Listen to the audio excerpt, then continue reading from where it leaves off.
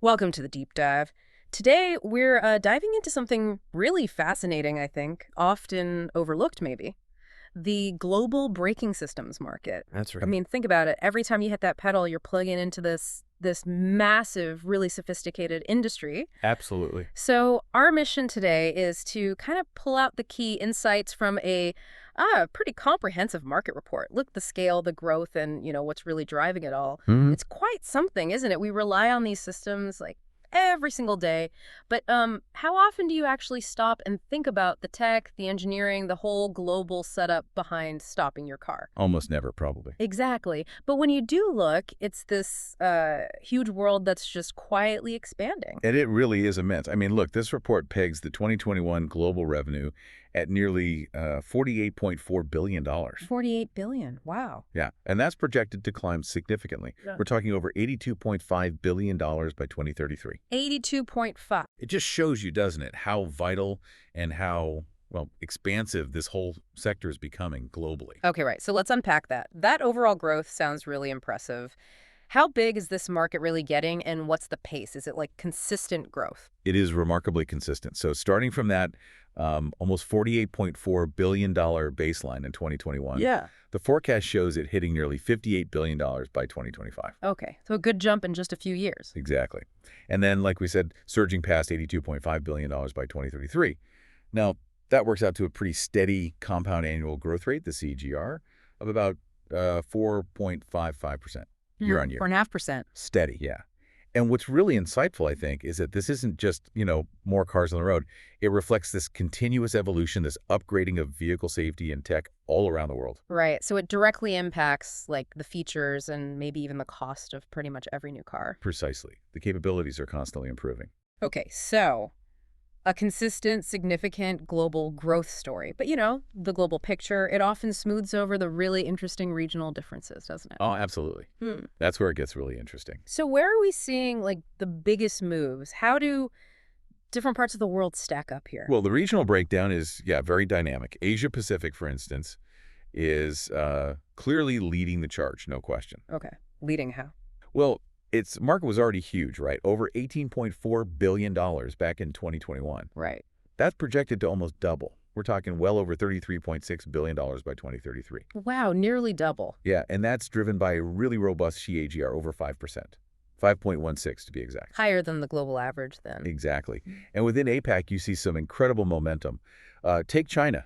Its market is set to basically double from 2021, hitting over $9.3 billion by 2033. Okay. And India, even stronger growth percentage-wise, a CAGR over 6%. 6%. Yeah, projecting its market to, again, roughly double over that period, from around $2.4 billion to almost $4.9 billion. That's serious expansion. It is. And even, say, Singapore, smaller base, but nearly doubling too, from about $412 million to $802 million. It just highlights how fast modern vehicle safety is being adopted across the region. Okay, so APAC is the clear frontrunner. What about elsewhere? North America. North America, yeah, makes a very substantial contribution as well. Started at almost $13 billion in 2021. Okay, still very big. Oh, yes. Expected to grow to just over $20.5 billion by 2033. That's a TAG closer to 3.9%. Steady, but not quite APAC speed. And the U.S. within that. The U.S. is, well, it's the lion's share, naturally, growing from around $10.5 billion to over $16.5 billion in that time frame. Gotcha. And Europe, similar picture. Europe holds its own, definitely a major player, Yeah. but $10.3 billion in 2021. Right. Set to reach approximately $16.6 billion by 2033. So similar overall size to the U.S. market by then. And within Europe. Germany, I assume? Germany, as you'd expect, yeah. Hmm. Leads the way there. Growing from just over $2.2 billion to nearly $4 billion. Okay, so the big three, APAC, North America, Europe, all showing solid growth. What about other regions, South America? Yeah, South America is actually another really key growth story alongside Asia Pacific in terms of, percentage growth potential. Oh, interesting. Its market is projected to expand quite significantly from about $3.1 billion in 2021 to over $5.4 billion by 2033. Okay, not bad at all. And Brazil, being the regional powerhouse, leads that, nearly doubling its market size to almost $2 billion. Right. What about the Middle East and Africa, sometimes overlooked in these global views? Well, they're part of the story, too. Consistent growth. The Middle East climbing from about $2.4 billion to over $4.1 billion. Okay. Saudi Arabia is a significant contributor there, getting close to a billion-dollar market itself by 2033. Mm. And Africa starting smaller, about $1.1 billion in 2021, but expected to increase to over $2 billion by 2033. Okay. South Africa accounts for a large chunk of that, projected to grow from about $424 million to near $800 million. So what really stands out then is it's everywhere. Every single region is expanding. That's the key takeaway from the geography, yes. Yeah. Consistent expansion across the board. That is fascinating. Such widespread, consistent growth. So what's really, what's pulling the strings here? It can't just be more cars being built, can it? What are the sort of key underlying drivers? You're absolutely right. It's more nuanced than just sheer volume. Although, look, increasing global vehicle production is a major factor, can't deny that. Yeah. Especially in emerging economies. Sure. More cars need more brakes. Basic logic. Basic logic, yeah. But what's really interesting is the interplay, the combination of several powerful trends that this report really highlights. Okay, like what? Well, first, yes, more vehicles. But second, and this is critical, the increasingly stringent safety norms all around the world. Like regulations. Exactly. Governments, but also consumers. People are demanding higher safety standards, and that directly drives the adoption of better, more sophisticated, and often, frankly, more expensive braking tech. Right, okay. So safety standards push innovation. Precisely. Which leads straight into the third key driver. Yeah. Just the growing demand for these advanced braking technologies themselves. So not just standard brakes, but the fancy stuff. Well, fancy, but increasingly standard, think about ABS, right? Yeah. Anti-lock braking systems. Prevents wheel lockup. Lets you steer while braking hard. Yeah, essential now, really. Pretty much. Well, yeah. Or ESC, electronic stability control, helping prevent skids.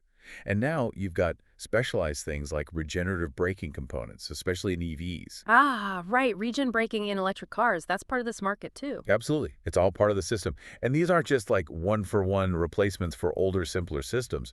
They're upgrades. They add value. And they're becoming expected features. Okay, so it's these three things working together. Exactly. Increasing production, stricter safety rules, and this push, this demand for more advanced technology. They're all interconnected, and they create this really powerful upward trend for the whole market. Right.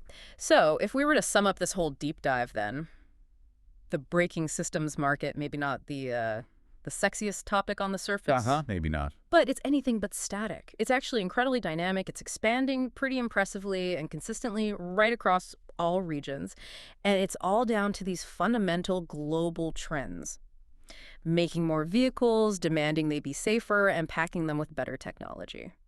That's a perfect summary. And, it really raises an interesting thought, doesn't it? Go on. When you look at a market like this, it's not just about metal bits and financial charts. It kind of reflects much broader human priorities. How so? Our constant focus on safety, for one, our relentless push for technological improvement, and just how interconnected our global economies are now, making this kind of widespread growth even possible. That's a great point. It just makes you think about the hidden complexity, the sheer scale of these quiet sort of foundational industries that just enable so much of our daily lives without us even noticing. Yeah. That hidden complexity makes you look at your brake pedal a bit differently next time, perhaps. Maybe so. It absolutely does. Well, thank you for joining us on this deep dive. Welcome to the Deep Dive. Today, we're getting into something really fundamental to how we all get around, but maybe don't think about too much. The dynamic world of braking systems. Yeah, that's right. And this isn't just about, hitting the brakes. We're looking at smart mobility, energy recovery, digital innovation. Yeah. Our mission, using the latest industry research, is basically to unpack the key drivers, the big challenges, and the really groundbreaking trends shaping this market for you. And what's fascinating, I think, is just how deeply these changes are affecting vehicle performance and, crucially, safety. It's a real foundational shift happening. It really is. So what's actually powering all this change? I mean, where do we start? Well, a huge piece is regulation, right? Exactly. Our research points straight to these stringent global vehicle safety rules. Governments, especially in, say, Europe, North America, parts of Asia Pacific, they've mandated tech like ABS, ESC. Anti-lock braking, stability control. And AEB, autonomous emergency braking. They're pretty much standard now. And these aren't just like features for the sake of it. They are demonstrably cutting down accident rates. And then you layer on top of that the fact that the auto industry itself is, well, it's bouncing back pretty strongly after the pandemic, isn't it? And definitely seeing that. We're seeing more production SUVs, EVs, commercial vehicles too, and all that increased production means a higher demand for efficient braking. Especially the EVs, right? With regenerative brakes. Precisely. Regenerative systems are vital for EV battery life. So the OEMs, the manufacturers, they're really pushing for next-gen tech, lighter, smarter, built for EVs from the ground up. And, something that stood out in research, maybe less obvious, is this demand beyond just road cars. Oh, yeah. Like where? Well, think about sectors like construction, railways, agriculture, mining. Huge demand there for high-performance braking. Ah, okay. Heavy-duty stuff. Exactly. Stopping a massive mining truck on a slope. That needs serious hardware, heavy-duty hydraulics, air disc brakes, materials that can just take incredible heat. Right. Completely different ballgame. So those are some big drivers pushing things Right. forward. But it's never that simple, is it? What are the main obstacles, the challenges the industry's facing? Absolutely. There are definitely hurdles. One of the really persistent ones is just the sheer cost of the advanced tech. Brake-by-wire, regenerative systems. Yeah, exactly. They involve sophisticated materials, lots of sensors, complex software integration. It's not cheap. Mm-hmm. And that pushes up production costs, maintenance costs. It's a real sticking point, especially if you're talking about more cost-sensitive emerging markets. And linked to cost, I guess, is just getting the parts in the first place. Yeah. My mind goes to the supply chain issues we've seen. You got it. Those global supply chain interruptions, whether it's geopolitics, pandemics, trade stuff, they really hit hard. Still feeling that. Oh, yeah. Affects essential materials, steel, rubber, and, of course, the big one, semiconductors. It just leads to production delays, uncertainty. It's tough. And then even if you have the parts that manage the cost, there's the complexity, right? For sure. Installing and calibrating these modern systems, it needs specialized tools, technicians with specific training. Especially with how they integrate now. Exactly. They tie into the ECUs, the advanced driver assistance systems, the ATIS. It's just a whole different level of technical skill needed out there in the workshops. Okay, so challenges are real.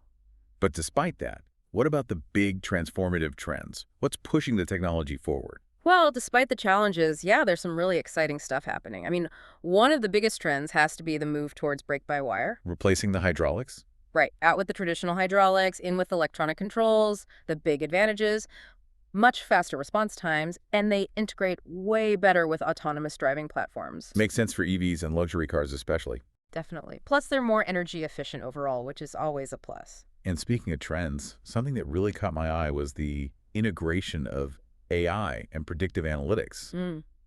That seems huge. Oh, absolutely. It's changing braking from just reacting to actually predicting. How does that work? Machine learning. Yeah, you have algorithms analyzing, driving style, vehicle load, speed, the terrain, all in real time, basically tuning the braking performance. That's clever. But for commercial fleets, the really big deal is predictive maintenance, using that data to predict brake wear.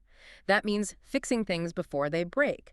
Huge savings on downtime. Right, proactive instead of reactive. Makes sense. And then, of course, there's regenerative braking. It just keeps getting better and more widespread. Capturing that energy back into the battery. Exactly. Converting that kinetic energy, the energy of motion, back into electricity when you slow down. It's especially good in city traffic, all that stop and go. And they're making it smoother. I've heard about one-pedal driving. They are.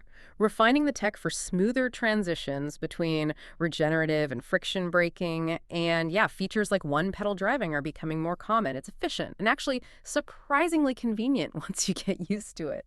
Kind of makes you rethink how you drive, doesn't it? It really does. Yeah. So pulling this all together for you, our listener, the braking systems market is clearly way more than just stopping power now. Yeah. It's really tangled up with smart mobility, energy recovery, digital tech. It's quietly reshaping things every day. It really is. And maybe a final thought to leave you with. How might these silent, pretty sophisticated changes happening right under our feet, how might they totally redefine our whole experience of moving, of controlling vehicles in the future?